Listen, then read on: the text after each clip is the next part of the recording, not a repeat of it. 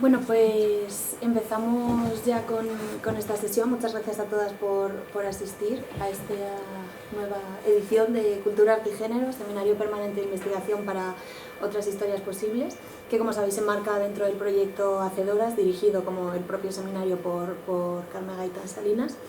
Y pues esta es la segunda sesión desde que retomamos la actividad después del verano, que lo hicimos en noviembre, y como sabéis este año lo estamos haciendo con un carácter bimensual, o sea que esta es nuestra segunda sesión del curso y tenemos a Ana Belén Feijoo Valencia, que estamos encantadas de poder tenerla aquí. Además acaba de depositar la tesis, entonces sabemos que es un esfuerzo muy grande psicológico también el haber preparado la ponencia y demás, hasta que te agradecemos mucho estar aquí. Y ahora Guillermo va a presentarla en más profundidad y luego ya le damos el turno de palabra a ella. Así que nada, muchas gracias a todas. Muy buenos días. Ana Belén Feijoo Valencia completó sus estudios en Historia del Arte en 2018 y posteriormente realizó un máster en estudios avanzados en Historia del Arte Español en la Universidad Complutense. Recientemente ha depositado su tesis doctoral titulada A través de Maruja Mayo, Identidad Artística, Teorías Estéticas y Estrategias Comerciales, también en la Universidad Complutense de Madrid, que leerá en los próximos meses. Además de su trabajo sobre Mayo, sus líneas de investigación se centran en los archivos privados de artistas españolas de las vanguardias en el siglo XX y en los estudios sobre arte e identidad cultural en Galicia. Te damos el turno de palabra y nada, encantadas de escucharte. Pues muchas gracias a vosotros por invitarme y por la presentación. Y yo vengo a hablar de un tema que se ha abordado mucho durante mi doctorado, y es porque en realidad como que no llegué a este tema, no fui plenamente consciente de que había estado investigando sobre esto estos 5 años, hasta que ya lo vi por escrito en este último año. Se trata de un aspecto que, aunque mencionado de manera indirecta o puntual en la bibliografía, pues suele pasarse por alto en los estudios sobre la vida y obra de Maruja Mayo. No se le da el protagonismo que tiene, teniendo en cuenta el esfuerzo que implicó, y es la gestión cultural más personal y las tácticas de autopromoción, o lo que podríamos llamar pues la movilidad más comercial, que fue clave en el éxito de Maruja Mayo. Yo hoy no puedo centrarme en las investigaciones más inéditas que hice en la tesis, porque como ya hemos dicho, está todavía pendiente de defensa, pero bueno, vamos a trazar un marco general de esta cuestión y reflexionar sobre un poco la importancia que tuvo este aspecto en su carrera. Para ello, primero repasaré brevemente la trayectoria de Maruja Mayo para poner un poco en contexto su figura, aunque también en un espacio como este, pues tampoco creo que haga falta detenerse mucho, y luego trataré ese marco sobre cómo gestionó su carrera artística y utilizó diversas estrategias de autopromoción para consolidarse dentro de un sistema artístico que estaba dominado por hombres y era bastante inaccesible para las mujeres. Entonces, empezamos con algunas fechas clave, muy resumido. Maruja Mayo nace en 1902 en la localidad de Viveiro, Galicia. Vive una infancia marcada por constantes cambios de residencia. En 1913, por ejemplo, se va a Asturias y allí se inicia en la pintura. Y en 1922 se muda a Madrid, donde ingresa en la Academia de Bellas Artes de San Fernando. Es allí donde comienza a relacionarse con algunos de los más célebres intelectuales y artistas de la época, y poco a poco empieza a integrarse pues, en proyectos y espacios que hasta el momento no solían frecuentar mujeres, e incluso a recibir una gran validación por parte de la intelectualidad más elevada, convirtiéndose en una de las artistas jóvenes más em, prestigiosas de ese momento, ¿no? Y por ello también en una pionera entre las artistas. En 1932 realiza una breve pero muy importante estancia en París y regresa a Madrid poco después. En 1936 se va a Galicia otra vez para tomar apuntes para una serie de pinturas, y allí le pilla la guerra civil y tiene que esconderse en casa de unos familiares. Al poco tiempo logra cruzar la frontera hacia Portugal y, con la ayuda de Gabriela Mistral, que fue clave en estos momentos para muchas exiliadas españolas y exiliados, emigra a Buenos Aires. Llega al exilio en 1937 y no regresa a España definitivamente hasta 1965, es decir, casi 30 años después. Y hasta hace poco, pues la bibliografía sobre estos años de exilio narraba su trayectoria de forma muy esquemática, casi como la estoy resumiendo aquí. Em, y ha sido gracias al esfuerzo de investigadoras, bueno, y de proyectos como este también, que, que ya podemos conocer un poco más esa etapa las etapas de exilio siempre se dejan ahí un poco olvidadas. Durante los años de exilio, Mayo continuó desarrollando su carrera artística con bastante estabilidad hasta bien entrados los años 50 y a partir de este momento experimentó un periodo más complejo del cual hay escasa información pública y es también pues uno de los vacíos informativos que he intentado cubrir en mi tesis. Mientras tanto, en España, como ya sabemos, la dictadura franquista se encargó de borrar la memoria de la República y especialmente de las mujeres, por lo que cuando Maruja Mayo regresó a España, a mediados de los 60 se chocó con ese olvido y tuvo que reintegrarse paulatinamente en la vida cultural. Su nombre comienza a volver a sonar a finales de los 70, aunque más especialmente durante los 80, y también es gracias a esas tácticas de autopromoción suyas, ¿no? Más que a otras personas. Fallece en 1995 y ya desde la década de los 90 es cuando empieza a recuperarse un poco más su figura. Em, Gracias especialmente al equipo de la Galería Guillermo de Osma en esos 90 y que sigue trabajando sobre ella hasta el momento y luego más adelante, pues gracias a investigadoras independientes como Estrella de Diego, Shirley Manguini, Amelia Meléndez, Alejandra Zaneta, Fernando Vicci, además de Carmen Gaitán Salinas, que es la directora de este proyecto. Eh, bueno, después de este breve contexto, lo que quiero destacar hoy es cómo Maruja Mayo gestionó su carrera de manera estratégica y en un momento histórico donde la visibilidad de las mujeres en el arte era casi inexistente y muy complicada de alcanzar. Ella logró hacerse un hueco em, en el panorama, supo combinar pues un talento artístico y formación continua y trabajo creativo con tácticas de autopromoción muy eficaces y además, desde mi punto de vista, también la creatividad jugó un papel crucial incluso en esta dimensión más comercial de su trayectoria, porque en muchas ocasiones tuvo que, por decirlo así, inventarse sus propios canales. Cuando comencé a investigar sobre Mayo, lo hice a partir de varias preguntas, aunque lo fundamental para mí no era para nada este tema, que como digo, vino como de manera fortuita y lo que pretendía comprender era su estética, que fue en gran medida el principal enfoque que tomé y que tomo. De esta manera, en un principio mi trabajo se centraba en los escritos de Maruja Mayo con el objetivo de explorar las tendencias en las que realmente encajaba su obra o de comprender su pintura en una dimensión más objetiva, teóricamente hablando.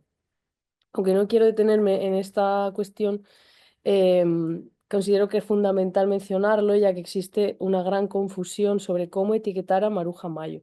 A estas alturas, al menos dentro del contexto académico o de trabajo sobre Maruja Mayo, ya estaba claro que el surrealismo no era la corriente a la que deberíamos asociarla, al menos de forma definitiva, algo que ella defendió Estrella de Diego en 2008, y yo compartía esa opinión y mucho más después de haber pasado años profundizando en su pensamiento. Para quienes no estéis familiarizadas con este tema, generalmente la figura de Maruja Mayo se asocia con el surrealismo, que es una tendencia de la vanguardia francesa promovida por un grupo de hombres liderados por André Breton. El surrealismo apostaba por un arte irracional relacionado con los sueños, lo onírico, la locura, el inconsciente, etc. Y en todo esto, la mujer o las mujeres fueron vistas como seres casi naturalmente surrealistas debido a esa supuesta falta de raciocinio que veía la mirada masculina en ellas. Durante los años 30, los surrealistas se convirtieron en la corriente europea principal, con una gran visibilidad e influencia. Y cuando Maruja Mayo residió en París en ese 1932, su obra fue vista por estos surrealistas y ellos rápidamente se interesaron por ella, asociándola tanto ellos como el público en general y la crítica con este movimiento. En ese momento, Mayo no tuvo opción de rechazar esta etiqueta, ya que el grupo tenía un poder de influencia muy grande y a ella también le venía bien ese interés porque como digo, era la tendencia principal, pero ella siempre se esforzó por defender una propuesta independiente. En 2008, Estrella de Diego publicó un extenso ensayo, que es esta referencia de aquí, en el que rechazaba esa identificación con el surrealismo, argumentando que la obra de Maruja Mayo era todo lo contrario, ya que se trataba de una pintura medida y profundamente teórica. Yo por mi parte concordaba completamente con este planteamiento y partiendo de esta negación, mi principal objetivo con toda la investigación era intentar comprender y explicar las teorías que Maruja Mayo practicó, difundió a través de sus propias palabras y de sus escritos. Este es un tema muy complejo que no vamos a abordar hoy, pero es lo que me llevó a comprender la importancia del tema que tratamos hoy. Lo que resulta especialmente interesante hoy es comprender que Maruja Mayo no solo pudo mostrar su producción plástica, sino que también difundió el discurso que la sustentaba. Esto representa un logro aún más notable dentro del sistema artístico de la época, ya que si ya era difícil presentar una pintura o una producción plástica, mucho más era proponer un arte intelectualizado, independiente, con un discurso que fuese creado por una mujer y no por hombres, como sucedía con los sismos en general y con el surrealismo específicamente. Es decir, si ser vista ya era complicado, mucho más resultaba ser escuchada o al menos participar de esos canales de escucha, porque es verdad que en realidad al final su arte sí que fue reducido a la corriente surrealista. Pero en su momento Maruja Mayo sí tuvo la oportunidad de difundir sus teorías. Es cierto que no fue la única mujer que lo logró y que poco a poco irán saliendo más, pero es verdad que esto es algo excepcional y también bastante desconocido que en mi opinión pues merecía ser abordado. Entre toda esta información, una de las preguntas que me surgían a mí al principio era ¿qué hizo a Maruja Mayo tan excepcional como para lograr niveles de visibilidad y validación que eran tan inaccesibles para una mujer en la primera mitad del siglo XX? Esta cuestión también me daba un poco de respeto porque creo que uno de los mayores problemas que hay al abordar la figura de Maruja Mayo, pero en general cualquier mujer asociada al surrealismo, es la excesiva idealización de sus vidas o la mitificación de sus figuras, no solo como artista, sino también en términos de identidad. Desde mi perspectiva, la respuesta está lejos de esa idealización de genia, de artista superior, exótica, diferente, y en realidad lo que parece que hizo a Maruja Maya alcanzar todo ese éxito fue algo mucho más pragmático y es su capacidad para combinar de manera magistral un indiscutible o talento o inclinación artística o gran creatividad con una formación constante, esfuerzo continuo en producción, estudio minucioso del funcionamiento del sistema artístico y una puesta en práctica de pues, su gestión cultural y sus tácticas de autopromoción que al final terminaron siendo muy eficaces. Además, para empezar, hay un aspecto que hay que señalar y que ya varias autoras han señalado, que es fundamental, que es el privilegio de clase que representaba pertenecer a una familia con una economía estable y también el apoyo recibido desde la infancia, o más bien la libertad para dedicarse a la pintura o para ser independiente.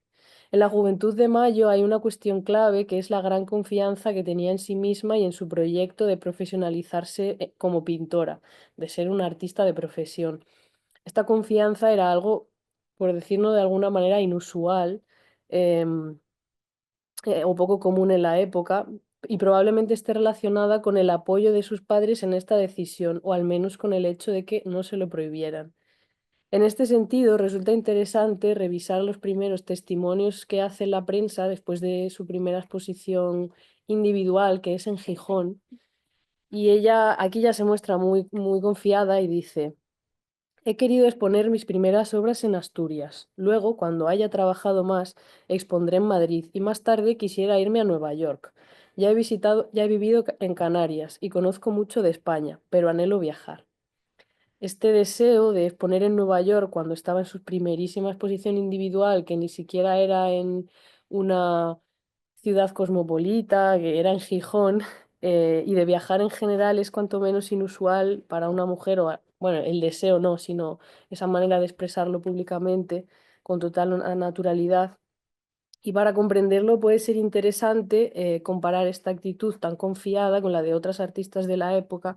Yo, por ejemplo, mientras investigaba, me encontré con Lolita Díaz Baliño, que tiene muchos paralelismos con la trayectoria de Mayo al principio, porque también destaca desde joven y también recibe una beca de la Diputación Gallega, en su caso de A Coruña, para financiar sus estudios en Madrid, en la Real Academia de San Fernando, que era la escuela de arte fue más prestigiosa, donde podía irle mejor. En el caso de Mayo, ella aprovecha esta oportunidad al máximo, sacándole el mayor provecho posible sin interferencias de su familia y pidiendo prórrogas, etcétera.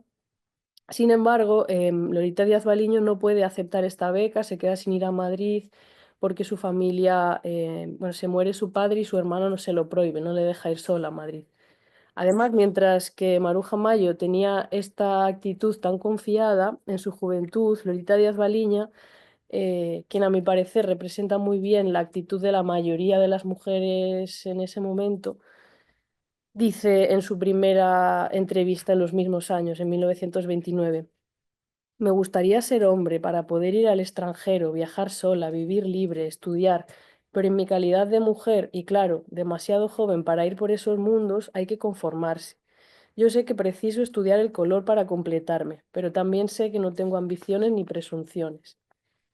Este contraste resalta como para las mujeres de la época, pues esa presión social y los estereotipos de género empujaban a restarse importancia, incluso a padecer pues un síndrome del impostor de manera natural.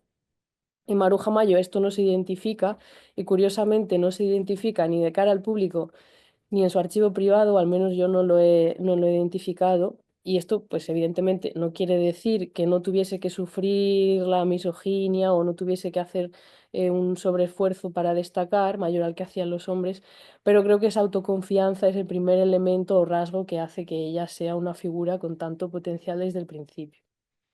En esa misma entrevista, cuando Mayo habla de irse a Nueva York, ella aquí tiene 25 años, pero por estas mismas fechas, en otras ocasiones, ella dice que tiene menos.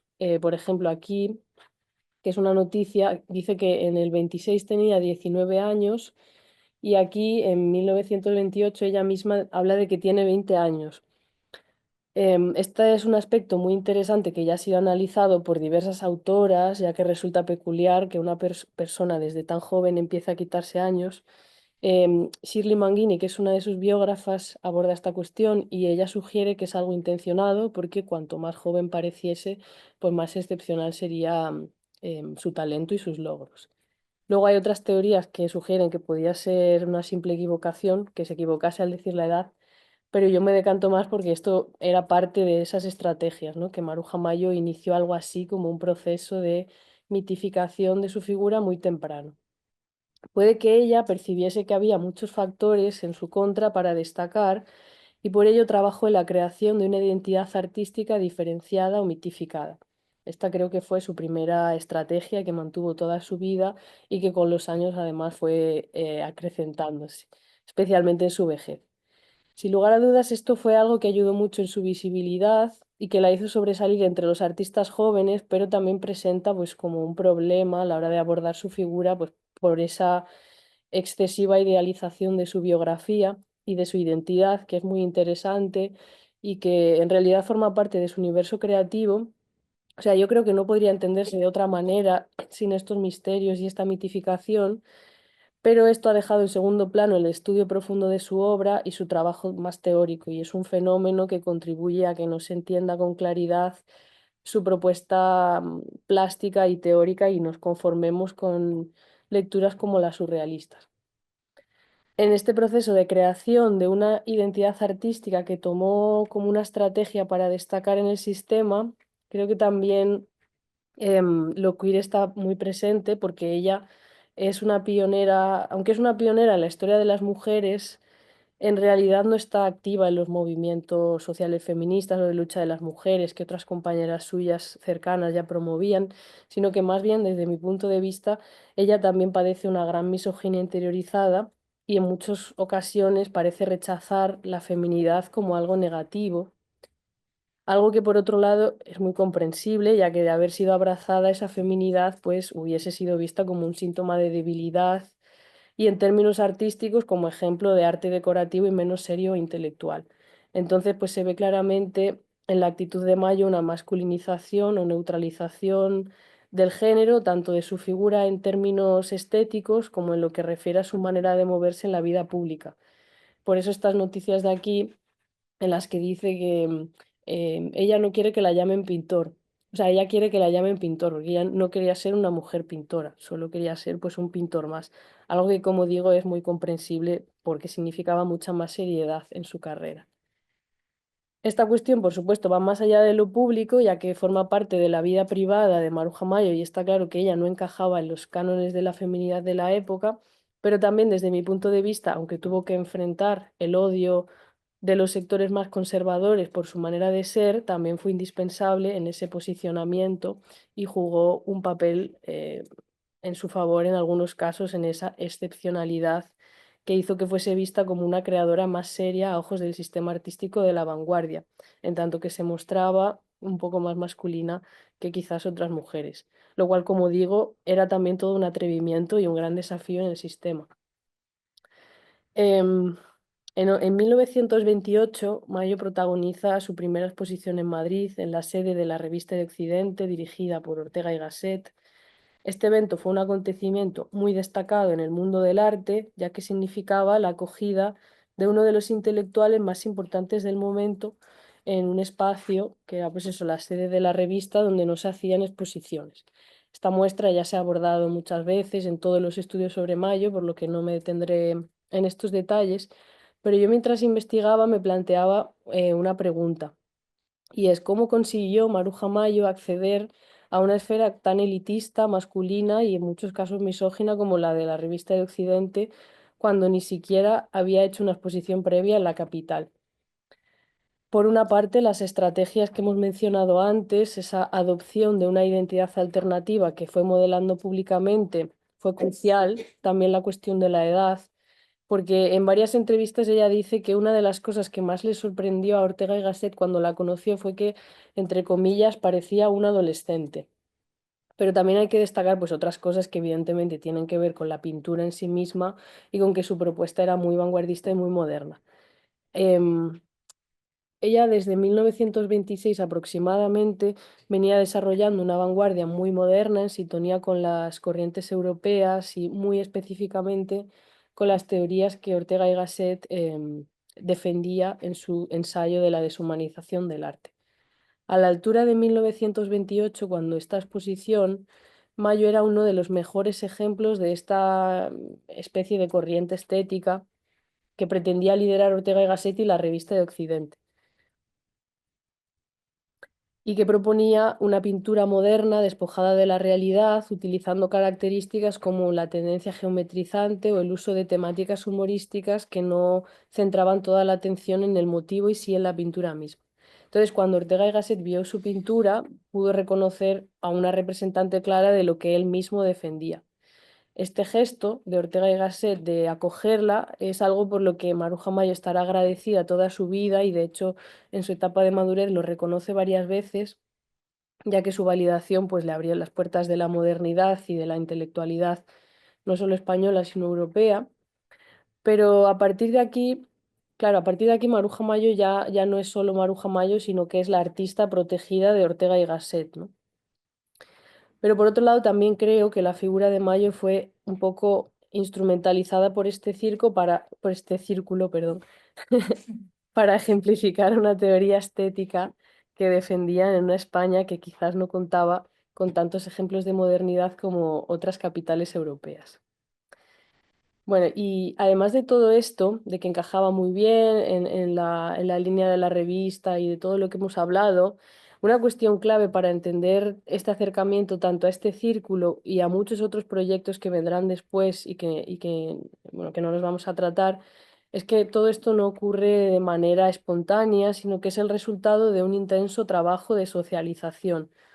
Yo dedico bastante espacio a este tema en mi investigación porque bueno, creo que es necesario eso, despojar a los artistas de la idealización del genio solitario y en el caso de las mujeres, pues de esa dependencia de figuras masculinas.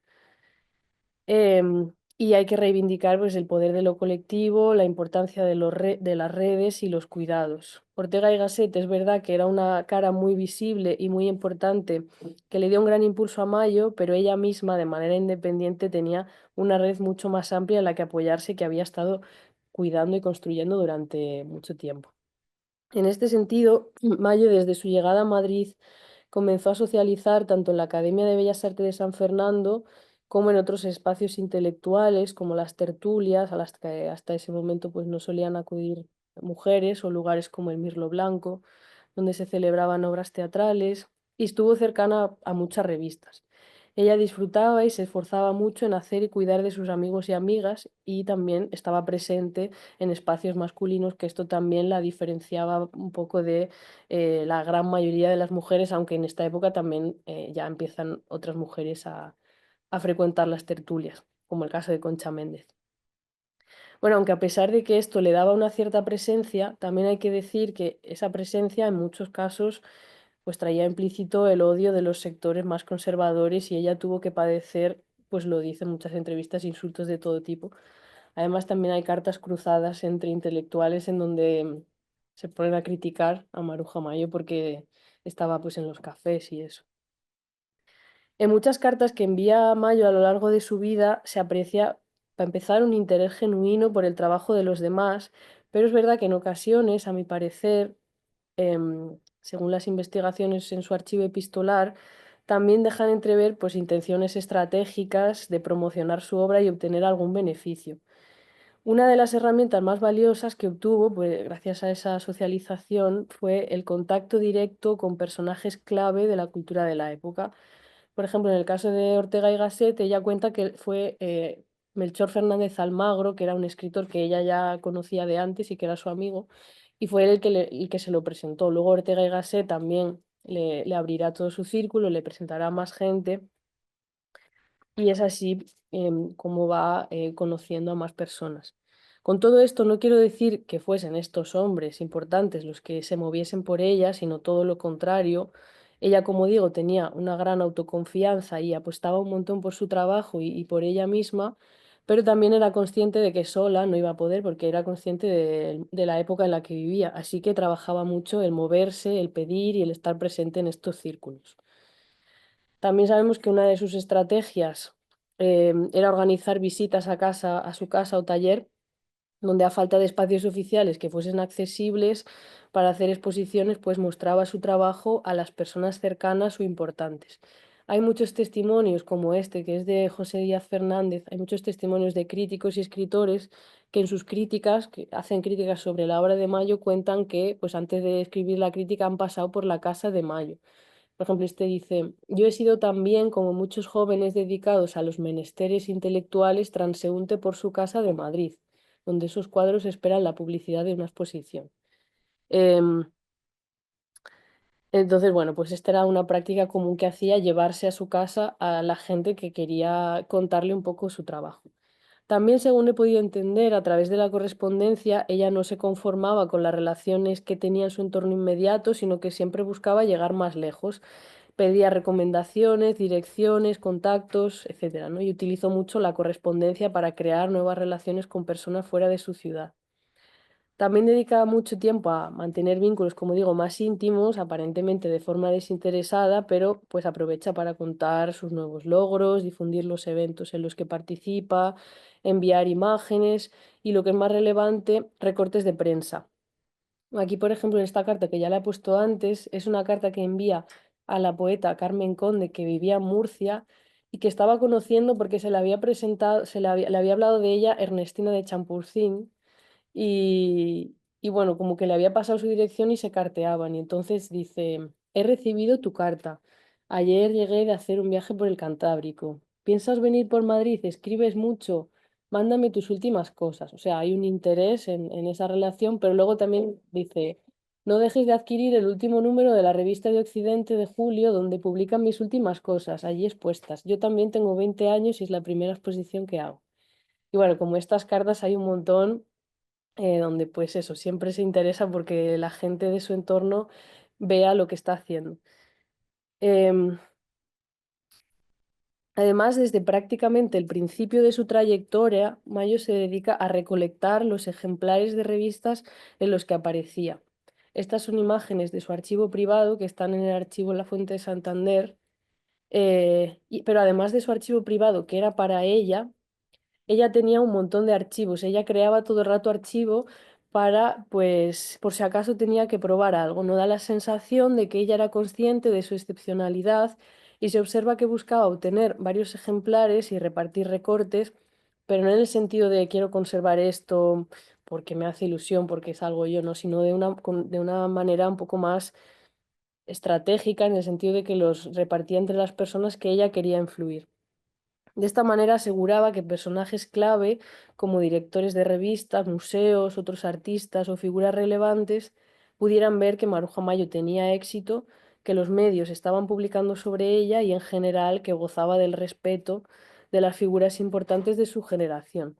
Además, este archivo, que abarca casi toda su vida, es fundamental para, bueno, ha sido fundamental para la recuperación de su memoria, tanto en el caso de mi investigación como me imagino que cualquier persona que haya investigado sobre ella.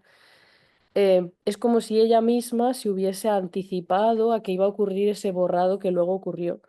Y entonces, pues especialmente en la época del exilio, que había muy poca información, el archivo fue fundamental porque ha ayudado a reconstruir una historia olvidada que solo quedaba escrita a través de la prensa, sobre todo en medios de difícil, con hemerotecas de difícil acceso. Mayo entendió desde el principio la relevancia de la prensa como una herramienta indispensable para proyectar su obra y consolidar su figura artística. Y en todo esto, las relaciones personales con escritores especialmente y periodistas jugaron un papel crucial en su éxito.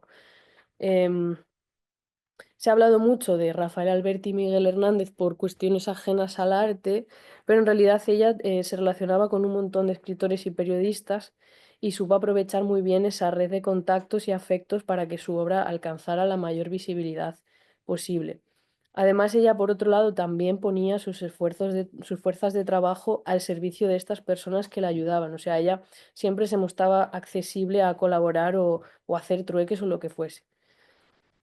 Por un lado, colaboraba activamente en diversos medios, enviando ilustraciones, materiales, fotografías, y por otro, según mis investigaciones y mi hipótesis, es que yo creo que ella ejercía un notable control sobre cómo se comunicaban las críticas externas sobre su obra. Es decir, como he mencionado antes, una de las facetas más destacadas de Mayo es que ella no solo logró hacerse un lugar en el sistema artístico como pintora, sino como pintora intelectual, como teórica respaldada por un discurso estético, ¿no? Para difundir esta teoría, con los años empieza a escribir sus propios textos, pero yo al principio, según estas hipótesis, como digo, ella utilizaría un enfoque indirecto en el sentido de que dirigía de manera estratégica cómo debía ser interpretado su trabajo, utilizando o ayudándose, mejor dicho, de los escritores que conocía o que eran sus amigos como intermediarios para transmitir su visión cuando aún no tenía acceso directo a la publicación de sus propias teorías. Antes he mencionado que hacía muchas visitas a su casa, etcétera, pues claro, aprovechaba en esas ocasiones para contar un poco su discurso y para que los escritores lo entendiesen, porque a ella le importaba mucho que se contase bien su discurso, ¿no?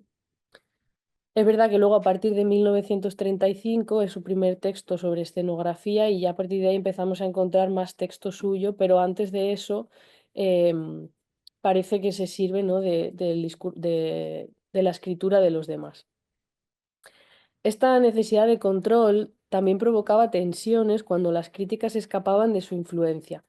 En esta época, pues era muy común, como ya sabréis, que los comentarios a mujeres se redujesen a observaciones triviales o superficiales, como referencias a su físico o aspectos ajenos a su trabajo artístico, infantilismos o galanteos.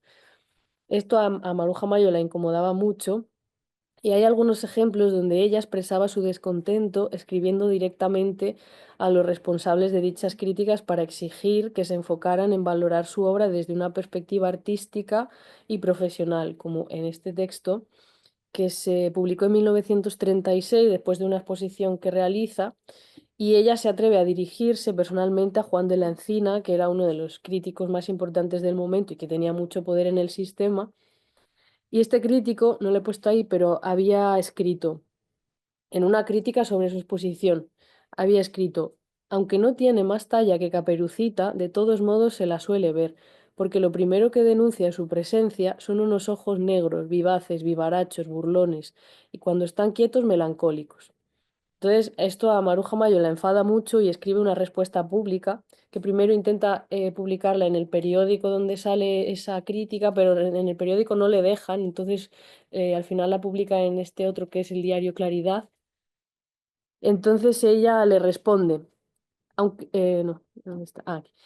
Nunca había imaginado a un crítico de arte capaz de tanto piropo, de tantas reflexiones sobre los ojos y la estatura de una persona. Da a sus escritos un tonillo pedantón, más bien agrio que templado, perdonavidas, suficientote y desagradable. Con ese tonillo, después de una abundante colección de dicharachos de todo punto estériles, pasaba usted a enjuiciar, y perdone la grandeza del vocablo, los trabajos de mi verbenera personalidad. Bueno, este texto es mucho más amplio y dice muchas cosas más de este estilo, donde se nota, por un lado, el enfado, pero también por otro, se ve pues el atrevimiento y la confianza de Maruja Mayo a la hora de enfrentarse a personajes poderosos. Y esto, en mi opinión, es porque ella es consciente de la importancia de la crítica y de la prensa y no quiere permitir que se difundan estas cosas sobre ella sin más. Ella quiere que su discurso en la prensa esté bien sujeto. También mi opinión personal, aunque no hay muchos ejemplos sobre así, aunque hay alguno más, pero creo que esta pudo ser una práctica habitual. Cuando ella sentía faltas de respeto en lo que refiere a su trabajo, ella respondía. No siempre lograba transformar estas percepciones, pero su insistencia refleja un esfuerzo constante por posicionar su trabajo dentro de los parámetros de un discurso serio y respetado. Y bueno, estas estrategias personales fueron utilizadas por Maya a lo largo de toda su vida. Además, en relación al exilio, resulta especialmente importante porque cuando llegó a un nuevo contexto donde no tenía ese dominio que ya había alcanzado en los años 30 en España, pues puede apreciarse muy bien como tanto ella como las personas de su lista de contactos, o que la aprecian, digamos, ponen en marcha un mecanismo de difusión de su figura a través de los medios que los amigos y los amigos de amigos dominaban. Es cierto que en general en el exilio tras la guerra se crearon muchas redes de ayuda mutua colectiva, y no fue un caso exclusivo de Mayo, sino que se ayudaban entre todos, pero en su caso me atrevería a decir que esta difusión pasó a un siguiente nivel y desde el primer día ya estaba saliendo en la prensa. El hecho de que ella pudiese viajar a Buenos Aires es porque tenía una invitación para dar allí una exposición, y este fue un poco su salvoconducto de la guerra. Y luego, una vez allí, se integró en esa red, pudo salir adelante y también pues ayudar a otros compañeros y compañeras. Digamos que en realidad esa socialización es un poco un salvavidas, ¿no? Que le ayuda a escapar y a tener una relativa estabilidad. Durante su estancia en América, ella establece su residencia principal en Buenos Aires, pero la verdad es que viaja mucho por distintos puntos del continente, especialmente al principio entre Chile y Uruguay. Ella durante la guerra está muy politizada, pero es verdad que cuando termina la guerra se aprecia una distancia mayor de la política y se acerca mucho más a la burguesía a la alta sociedad americana. Sin embargo, lo que me interesa es que en este largo exilio en el que se dedicó a diferentes trabajos, que esto es algo que explora Carmen Gaitán Salinas, a la ilustración, al diseño, a la enseñanza privada, en lo que refiere a la pintura, llama la atención que no encontramos exposiciones públicas. Y esto destaca porque, aunque no hace exposiciones, ella vende sus cuadros muy bien. O sea, en este momento le va muy bien, especialmente estas series, la de naturalezas vivas y retratos bidimensionales. Y, y lo que hace en realidad es demostrar su obra a través de intermediarios, de una galería, un museo. Ella lo hacía todo de manera independiente. Por un lado, a través de visitas a su propio taller, y por otro, a través de exposiciones en hoteles de lujo. Aquí se la ve, esto es en Brasil, y se la ve en el Copacabana Palace. Ella siempre que viaja en el exilio, luego se queda en hoteles de lujo porque ella sabía que ahí es, por una parte, quedarse en hoteles de lujo le iba a dar como una especie de respeto, y por otro lado, ahí es donde estaba la buena clientela, ¿no? Em, Además, normalmente aprovechan muy bien los periodos vacacionales y los destinos donde están los posibles clientes. Por ejemplo, viajaba mucho a Punta del Este y a Viña del Mar, que eran pues los sitios de veraneo más demandados por la alta sociedad. Y ya tenía una lista de clientes con mucho poder adquisitivo, especialmente en este momento en el exilio, que es cuando se junta con más con la alta sociedad. Ella lleva un gran control sobre su economía y sobre pues, todo este trabajo de gestión también le ocuparía mucho tiempo y en la mayoría de los casos, cuando hablamos de hombres especialmente que tienen éxito, pues ellos delegaban en intermediarios, marchantes o galeristas que apostaban por ellos. Por eso me parece un tema muy relevante porque al fin y al cabo esta gestión cultural eh, era un trabajo que ella misma hacía a mayores. Es verdad que en algunos casos concretos sí que delegó en otras personas, especialmente cuando salía de su zona de confort, de su ciudad o su país, pero en la mayoría de los casos ella se movía sola. Esto da pues una visión de las habilidades que Mayo fue adquiriendo para moverse en el mercado del arte de manera independiente, que fueron muy elevados. Además, en su archivo, esto se ve muy claramente porque pues, en su archivo privado es por una parte libretas y documentos relacionados con su exploración artística y su discurso, y el resto son pues relaciones de direcciones, contactos de personas que le interesan, como que ella está siempre trabajando en la gestión cultural. No me voy a detener en esto, pero también hizo mucho esfuerzo en llegar a Nueva York, que si recordáis era una cosa que quería hacer desde el principio, porque sabía que allí estaba realmente la capital del arte, o mejor dicho, el mercado del arte, especialmente después de la Segunda Guerra Mundial. Y es un ejemplo más de su interés y absoluto conocimiento del mercado. Al final llegó a Nueva York, expuso en una galería, pero bueno, creo que no llegó, no se integró tanto como le hubiese gustado. Para ir terminando, pues solo mencionar ya que cuando regresó a España, como digo, tuvo que reintegrarse en la sociedad y aunque algunas personas todavía recordaban un poco su importancia o su protagonismo en los años 20 y 30, en realidad fue ella nuevamente quien ya a una edad avanzada pues, se implicó por posicionarse en el panorama. Si bien es cierto, ahora ya pasando un poco más desapercibida por motivos diversos, pero entre otras cosas se encargó de difundir su historia adaptada a lo que el público quería oír, que entonces era pues un poco el recuerdo de su generación más que su propia vida y sobre todo más que su trabajo de ese momento que pasó completamente desapercibido.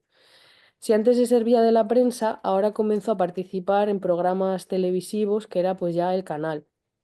Y nuevamente, a pesar de su edad avanzada, mostró una notable capacidad de adaptación y reinvención. En la televisión, supongo que igual la mayoría habéis visto alguna de sus entrevistas, pues ella acudía allí haciendo una performance completamente meditada y rápidamente lograba captar la atención del público, que la veía pues ya no solo como una artista del pasado, sino como una figura que había sido pionera, no solo en el arte, sino especialmente en la vida social, ¿no? Y así es como se fue creando esta visión que tenemos hoy en día de Maruja Mayo.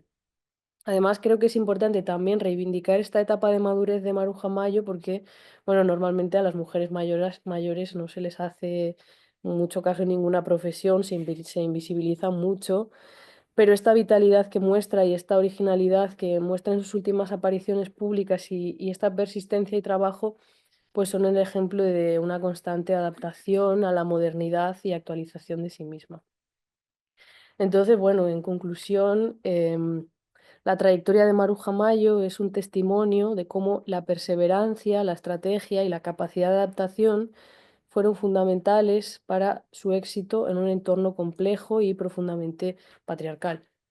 Desde una habilidad para construir una red sólida social, utilizando medios como la prensa y las relaciones interpersonales, hasta su capacidad para posicionar su obra en un discurso artístico relevante a lo largo de los años, moderno y vanguardista. Ella no solo supo abrirse camino, sino también mantener pues, una cierta presencia con el paso del tiempo, a pesar de sufrir un borrado intencionado por parte de los medios franquistas. Entonces, pues su historia nos muestra una mujer que, lejos de ser una figura pasiva, incluso al final, pues fue protagonista activa en la creación de su propio legado, demostrando una constante vitalidad y originalidad incluso ya en su madurez. Por mi parte nada más. Muchas gracias por escucharme y si queréis preguntarme algo. Pues muchas gracias. Ana, ha sido un placer poder escucharte. Es, por lo menos para mí, entiendo que en general es una faceta súper desconocida de Ujú. Maruja Mayo, toda esta faceta de su gestión cultural y económica, ¿no? Y cuando fue una faceta que realmente ocupó tantísimo tiempo y Ujú. tantísimo espacio, tanto físicamente como mentalmente para ella, ¿no? Mm. A lo largo de su vida, tanto en España como en el exilio. Me ha parecido súper interesante varios de los puntos que has comentado, sobre todo también esa gestión de la prensa que ella hace, y creo que como que son conexiones, porque a mí, vamos, son cuestiones que a mí en mi investigación también me atraviesan bastante, o sea que me gustaría preguntarte más sobre ello.